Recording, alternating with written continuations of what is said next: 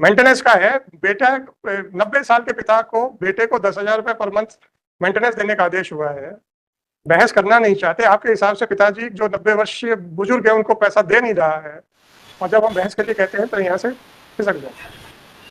क्या वो मेहनत मजदूरी कर सकता है क्या अपवाद को छोड़ के? क्या वो अपना लिए कमा सकता है क्या?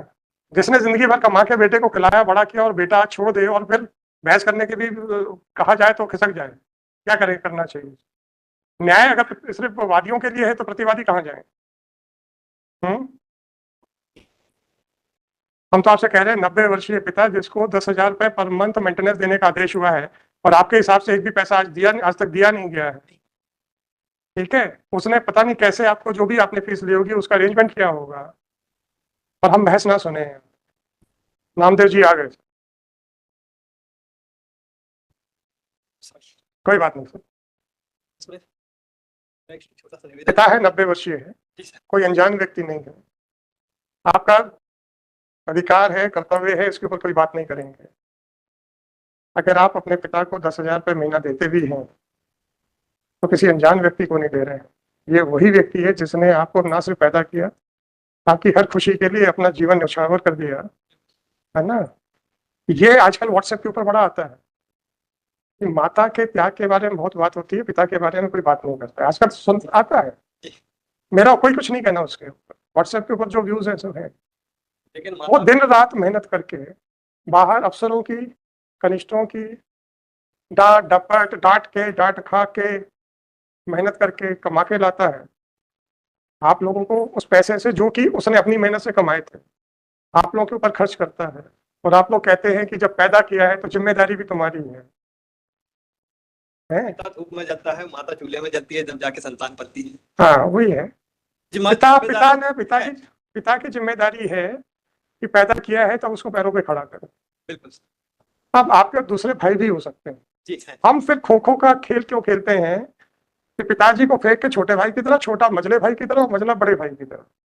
पिताजी बस एक फुटबॉल बन जाते हैं जो ठोकर खाते रहते हैं हर एक से। उसमें से किसी एक बच्चे को तो खड़े होना चाहिए। कोई फर्क नहीं पड़ता भैया, तेरे को नहीं पालना है, तेरे को सपोर्ट नहीं करना है, कोई बात नहीं। हम पिताजी को पालने के लिए, पूरा सपोर्ट करने के लिए, उन्हें आंखों में बैठाने के लिए तैयार है। इसमें कोई दो मत नहीं है। हमें अवसर मिले, हमने तो 97 का एप्लीकेशन लगाया सर वहाँ। क्या देखिए, आप कहते हैं हमारे घर में रहेंगे तब तो है ना? ठीक है, पिताजी नहीं आना चाहते, कोई बात।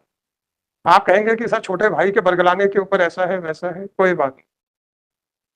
एक गाना है ना, या गीता सार क्या कहती है, कर्म किए जा फल की इच्छा मत करे इंसान। गाना भी बना हुआ है। हम इफ्स एंड बट्स अपनी जिम्मेदारी भी क्यों लगाते हैं? ये पूरे अध्यात्म या मोरालिटी का प्रश्न है, लीगल नहीं है। लीगल अभी हमने आपसे सुनना शुरू नहीं किया है।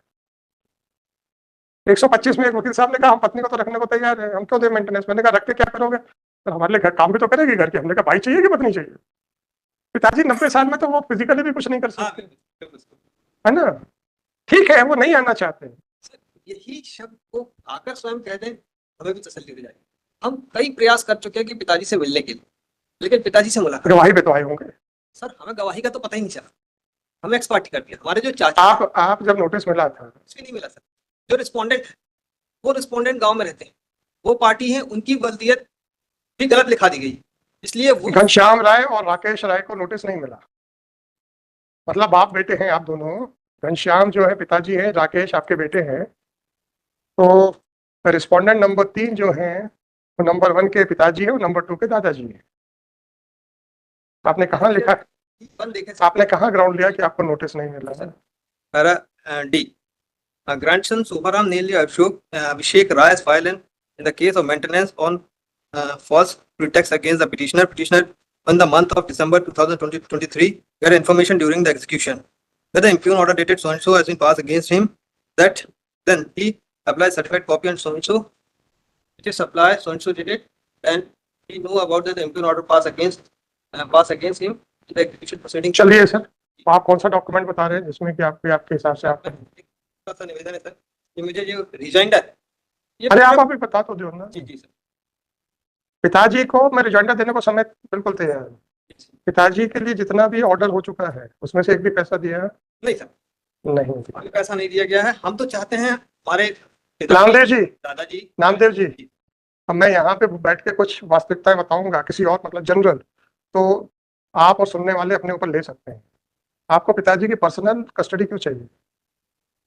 इस प्रश्न के पीछे सामान्य उत्तर मत ढूंढिएगा। इस प्रश्न के पीछे बहुत सारी प्रॉपर्टियां जो आपके पिताजी के पास हो सकती है, उसको एंगल से देखिएगा। छोड़िए उस बात को छोड़िए, इसलिए हम वो कमेंट नहीं करना चाहेंगे, क्योंकि कई बार होती है, विल चैलेंज होती है। साहब पिताजी ने लिखा था मैं इनकी सेवा सुश्रुता से प्रसन्न होकर दे रहा हूँ। बहुत सारे सिविल डिस्प्यूट्स हैं। छोड़ो पिताजी की पर्सनल कस्टडी छोड़ो, तो अपने उस पर बताओ कि साहब वो आपका सर्विस नहीं हुई है, उसका कौन सा डॉक्यूमेंट है?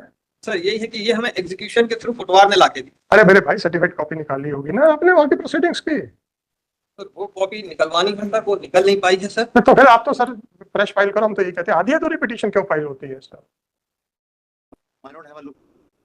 अब आप पेज नंबर 24 के सेकंड पैराग्राफ पे, एक मिनट पांडे जी आता हूँ, सेकंड पैराग्राफ पे आए। इसी प्रकरण में आरोपी अभिषेक राय द्वारा आज अपने पिता महेश राय के साथ उपस्थित होकर न्यायालय के साथ अभद्रता और न्यायालय में जोर जोर से चिल्लाना।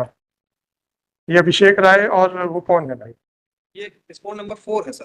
पांडे जी, ये क्या तमाशा है? He has not been included as party in this petition. कोई बात नहीं, If Manoj अभिषेक राय तो पार्टी है कि नहीं इस पिटीशन में? नहीं, इस petition में नहीं। Manoj, if एक सेकंड, अभी शांति रखो ना यार। ये अभिषेक राय कौन है? friends, शोभाराम जी का ग्रैंडसन है। Manoj, come to page 8 of my additional reply. They have filed habeas corpus before Honorable Division Bench, Hmm. and Division Bench has also observed, Manoj, all these facts they have raised before the division, and that habeas corpus has been dismissed, holding that it appears that just to avoid payment of maintenance amount as directed by the collector, this petition has been filed in the nature of, that is, Manoj, at page 10 of my additional reply, 9867 IE number, Manoj, on 15/7/24 I have filed.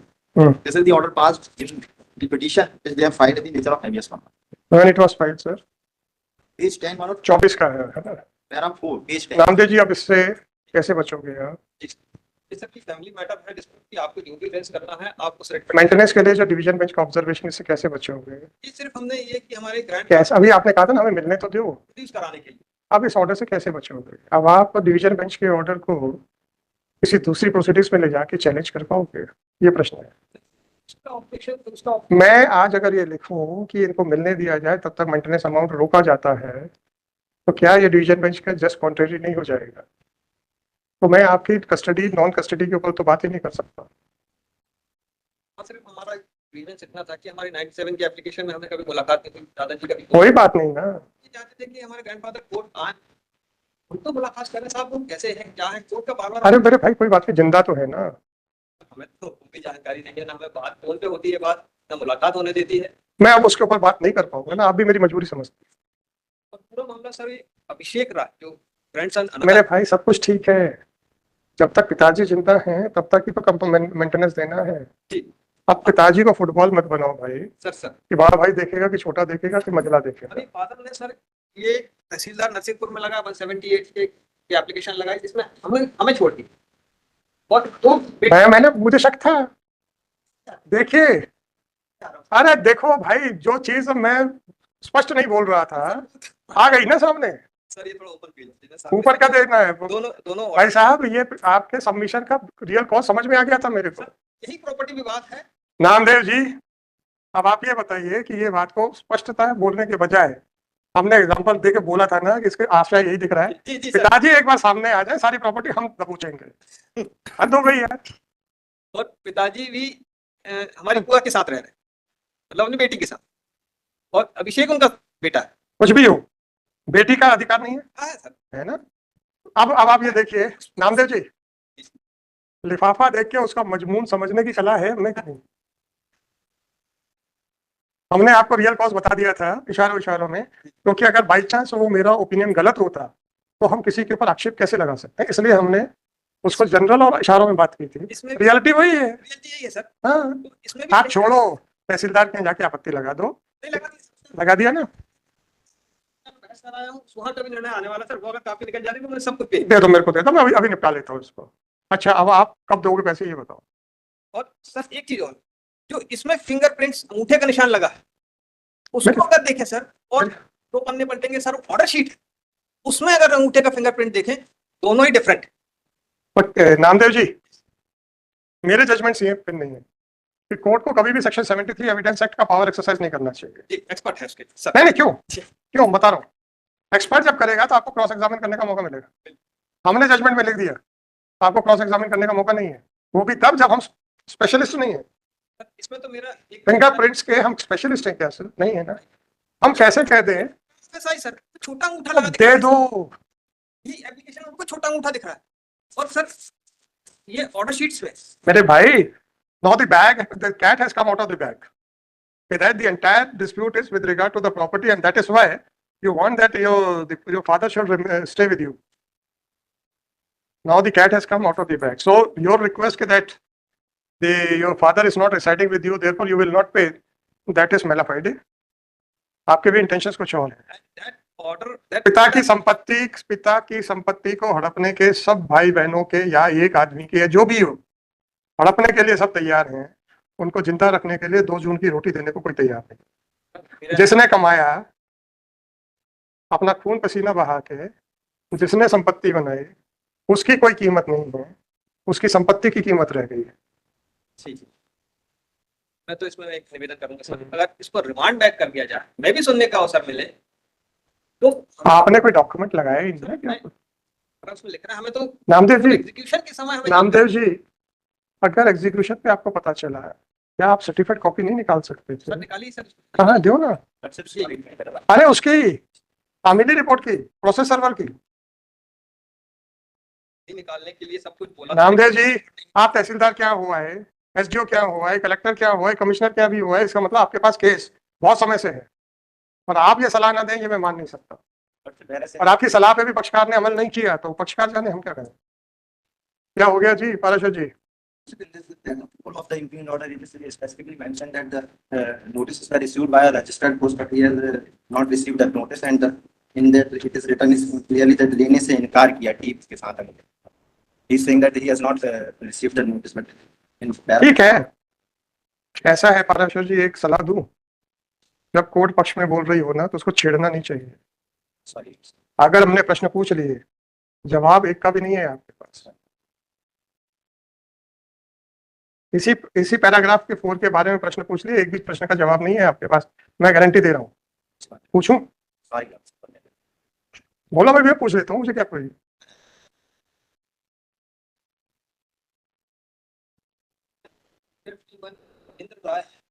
Sir, आपने notice संबंधी किसी भी दस्तावेज की certified copy लेके नहीं लगाई sir, वो नहीं लगी और आपके पास ये मुकदमा बहुत समय से है। नामदेव जी ने सर मेरे पास मैंने सब कुछ निकलवा लिया, लेकिन वो वहां नामदेव जी, हमारी एक बड़ी बुरी आदत है, जिन वकीलों को हम अपने वकालत के समय से जानते हैं और उनके बारे में जो भी ओपिनियन था एज एन एडवोकेट, उसको हम बदलते नहीं। तो आप अपने आप को जो भी सर्टिफिकेट दे दो कि साहब हमसे गलती हो गई, हम उसको मानेंगे नहीं। सर ये सब एंटायर रिकॉर्ड मैंने एक्सट्रैक्ट किया था कि एंटायर रिकॉर्ड मुझे चाहिए वहां पे, क्योंकि पक्षकार ने आया है रिटर्न, पक्षकार ने लाके नहीं दिया, तो पक्षकार को कुछ ना कुछ गड़बड़ हो सकता है। सर उसमें डायरेक्ट मेरी वहां भोपाल के वकील साहब से बात हुई थी। प्रॉब्लम ये है नामदेव जी, ये सिस्टम के अंदर जो दूसरा सिस्टम काम करता है तो वो पक्षकार को बहस करने वाले वकील से सीधा मिलने नहीं देता। सर ये तो हमसे ये नहीं, ये जो सिस्टम के अंदर जो सिस्टम है उसमें दोनों किरदार कौन है, तो उसका मेरे ऊपर तो जिम्मेदारी डाल रहे। सर आपको तो सब पता है और नुकसान किसको होता है? और पक्षकार को अपने वकील साहब से मिलने नहीं दिया जाता है, क्योंकि अभी भी आपने ये नहीं कहा कि मैंने पक्षकार से कहा, मैंने लोकल काउंसिल से कहा। मेरे पक्षकार ने उससे कहा कि सर आप ही निकलवा दें, मैंने लोकल काउंसिल से बोला, मेरे को पूरा रिकॉर्ड।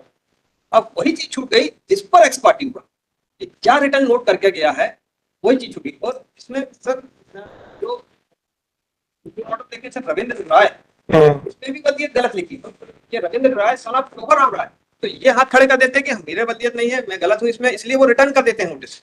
और हम रहते हैं गांव में, तो हमें इन्फॉर्मेशन हुई नहीं। हमें जब फुटवार ढूंढते हुआ आया कि भैया ये वारंट है आप पे, तब हमें जानकारी हुई, वो मैंने पैरा में कोटेड। चलो मैं देख, इसलिए मेरा एक छोटा सा निवेदन था, या तो सर मुझे नहीं आपका डॉक्यूमेंट्स ले लेना, हम रेफर कर देंगे ना, उसमें क्या प्रॉब्लम। चलो।